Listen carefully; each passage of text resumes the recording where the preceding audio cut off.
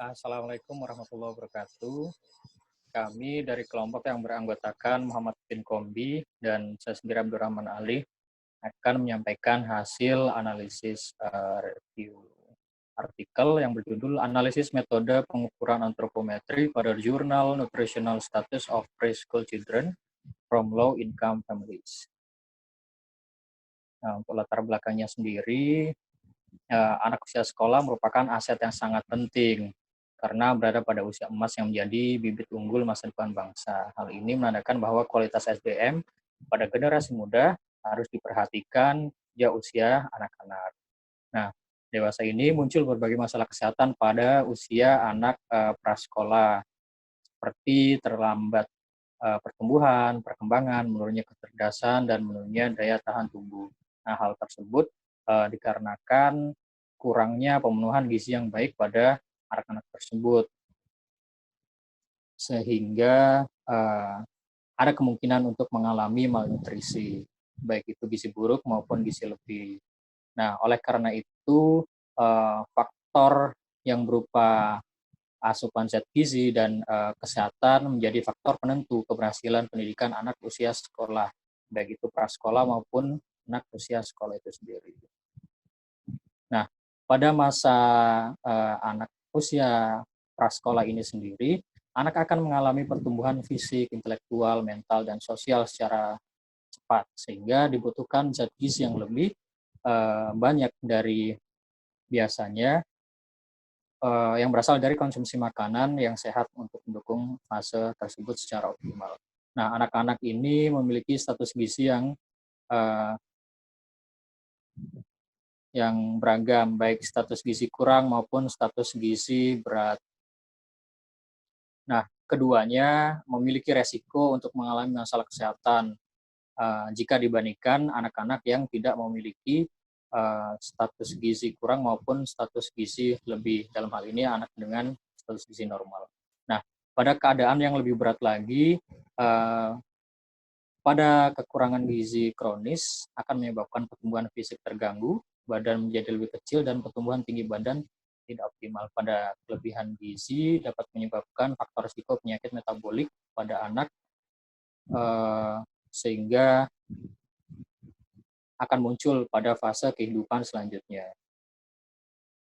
Nah, antropometri sendiri merupakan salah satu cara untuk menilai status gizi, khususnya untuk keadaan energi dan protein di dalam tubuh. Dengan demikian, dapat dikatakan bahwa antropometri menjadi indikator status gizi yang berkaitan dengan masalah kekurangan energi dan protein.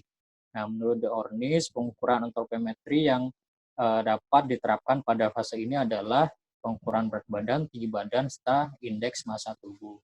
Nah, pengukuran-pengukuran tersebut dapat mengetahui status gizi baik dalam jangka pendek, pada masa lalu, atau berbagai risiko penyakit metabolik dan degeneratif seperti pada status gizi lebih. Nah, oleh karena itu pengukuran antropometri ini menjadi penting dilakukan guna untuk memantau status gizi anak sehingga tercipta sumber daya manusia yang unggul. Nah, berikut adalah ringkasan jurnal kami. Judul jurnal adalah Nutritional Status of Preschool Children from Low Income Families. Penulisnya adalah Dennis Oshok et al.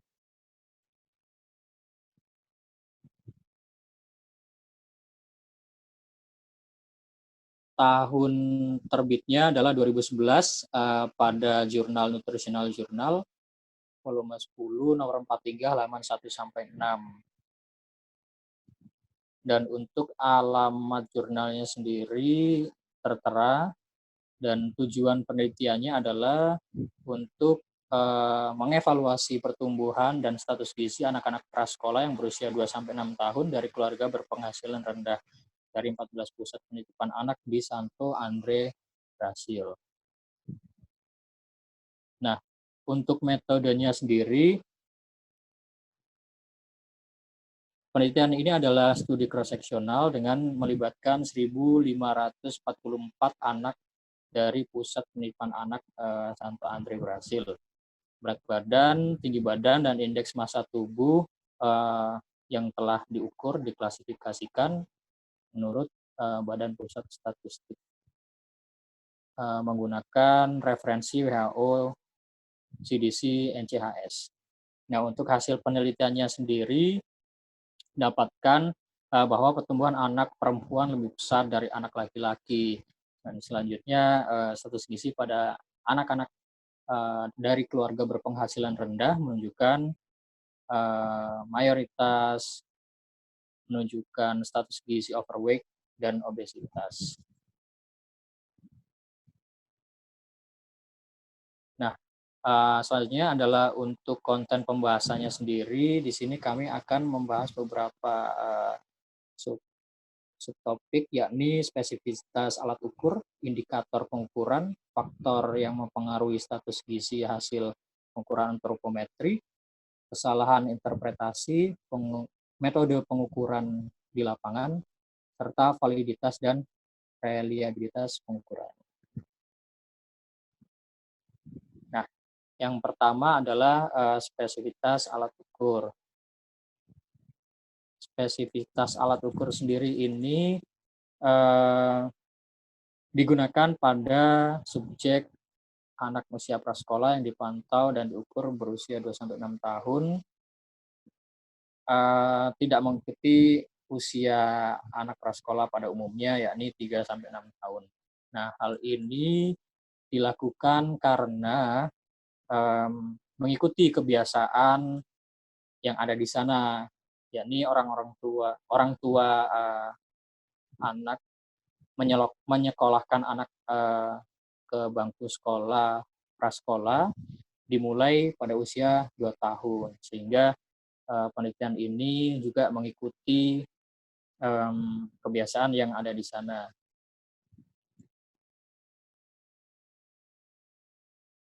Nah, selanjutnya penelitian ini menggunakan hasil pengukuran IMT per U seperti referensi NCHS CDC pada usia 2-20 tahun. Maksud saya, peneliti tidak menggunakan hasil pengukuran IMT per U, namun peneliti menggunakan nilai Z-score dari indikator BB per U dan TB per U untuk menunjukkan banyaknya nilai standar deviasi pada posisi di atas atau pada posisi di bawah nilai rataan atau median. Nah, kita temukan dari beberapa teori bahwa data baku rujukan WHO NCHS disajikan dalam dua nilai, yakni nilai persentil dan Z-score atau simpangan baku. Nah, untuk indeks IMT per U-nya itu sendiri sangat cocok untuk memantau status gizi yang lebih overweight ataupun obesitas serta resiko overweight. Nah, akan tetapi dalam mendeskripsikan hasil pengukuran dengan status gizi lebih, obesitas dan overweight, tidak cukup dengan indikator IMT per U. Namun indikator BB per TB untuk usia kurang dari 2 sampai sama dengan kurang dari sama dengan 2 tahun, dan indikator TB per U untuk usia lebih dari sama dengan 2 tahun merupakan indikator yang sangat valid untuk mengklasifikasikan status gizi berlebih, overweight dan obesitas. Nah, pada artikel ini kurang ditambahkan indikator BB per TB. Next. Yang kedua adalah indikator pengukuran.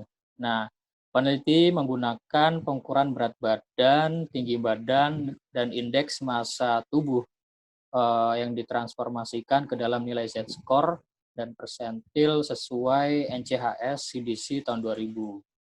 Nah, beberapa baku rujukan seperti Harvard, Boston, dan WHO NCHS adalah rujukan yang paling umum digunakan di berbagai dunia. Namun WHO sendiri menganjurkan untuk penggunaan WHO NCHS di berbagai negara. Nah, untuk berat sendiri dari beberapa teori menunjukkan hasil pengukuran yang dapat menggambarkan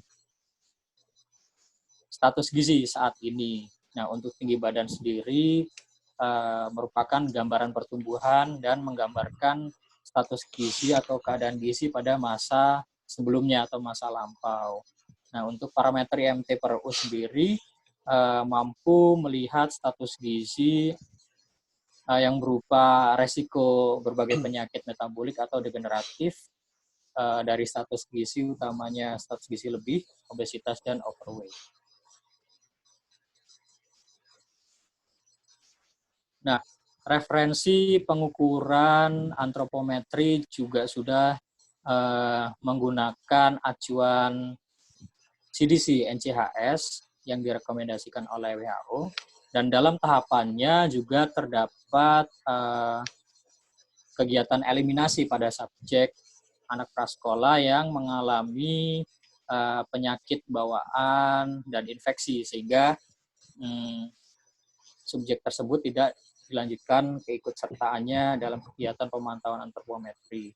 Nah, untuk beberapa teori yang kita dapatkan bahwa penggunaan CDC NCHS yang direkomendasikan oleh WHO MDRS atau Multi Center Growth Reference Study digunakan untuk mendeskripsikan status gizi dan pertumbuhan anak yang sehat dalam suatu populasi. Nah, penelitian ini sudah melakukan hal tersebut dengan kegiatan eliminasi pada anak-anak yang memiliki riwayat penyakit bawaan dan penyakit infeksi, sehingga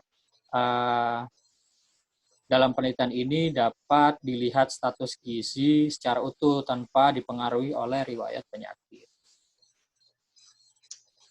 Nah, selanjutnya akan dijelaskan oleh teman saya, Mas.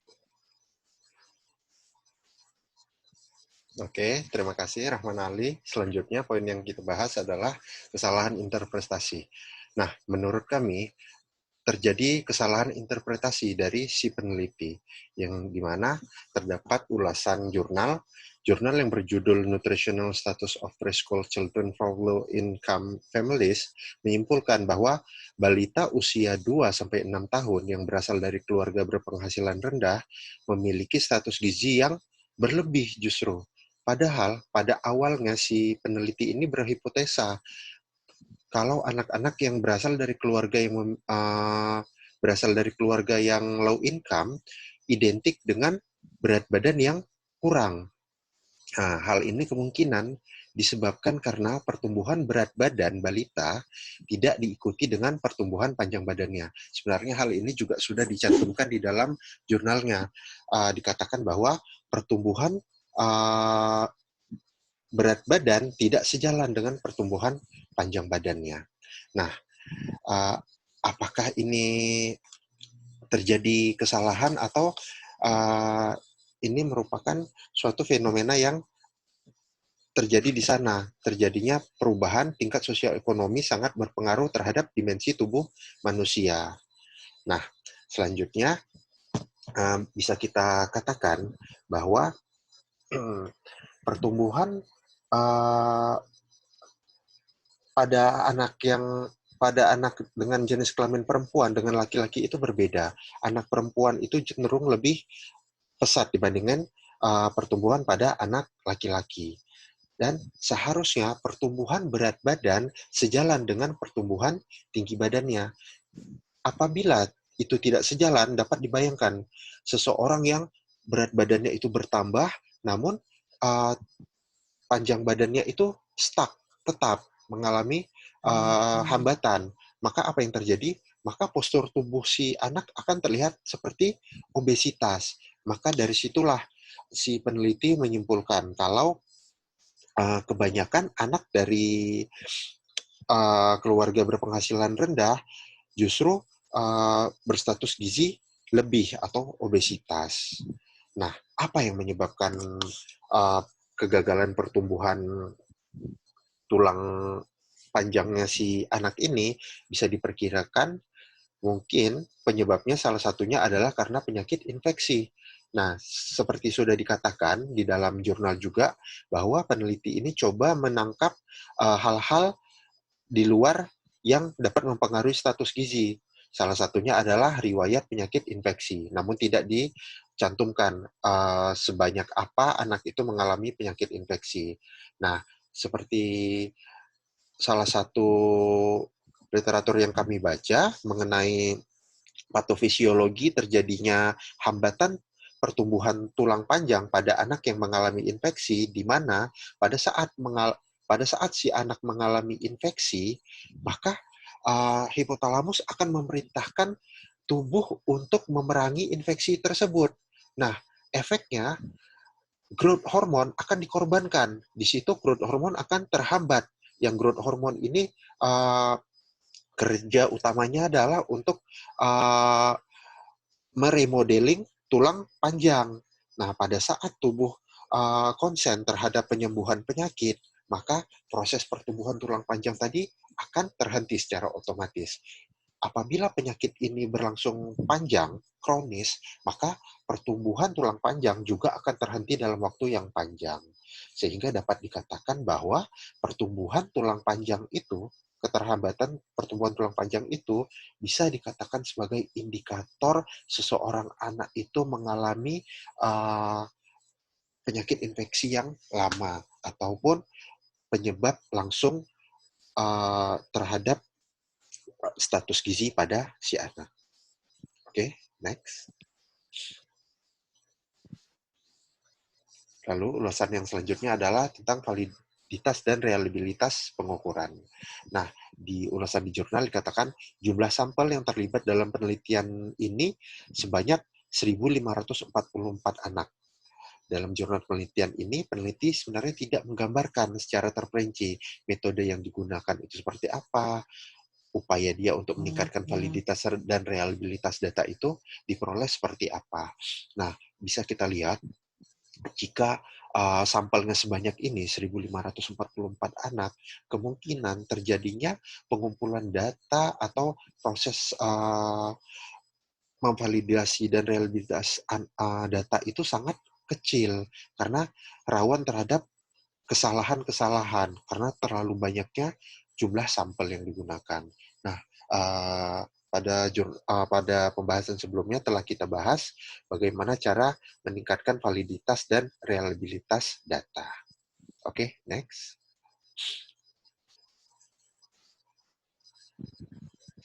Nah, selanjutnya poinnya adalah faktor yang mempengaruhi status gizi.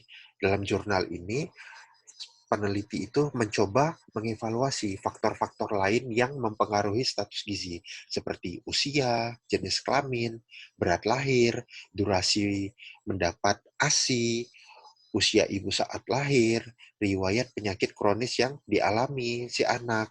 Namun, ada satu hal yang penting yang dilupakan oleh si peneliti, yaitu jumlah asupan gizi.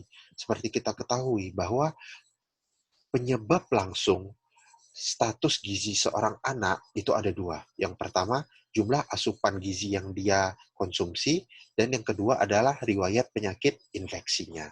Nah, seharusnya peneliti memasukkan jumlah asupan gizi ini sebagai indikator yang sangat penting terhadap terjadinya perubahan fenomena berat badan yang awalnya diperkirakan seharusnya itu memiliki berat badan yang rendah, tapi justru di sini mereka memiliki berat badan yang berlebih, overweight maupun obesitas. Oke, next.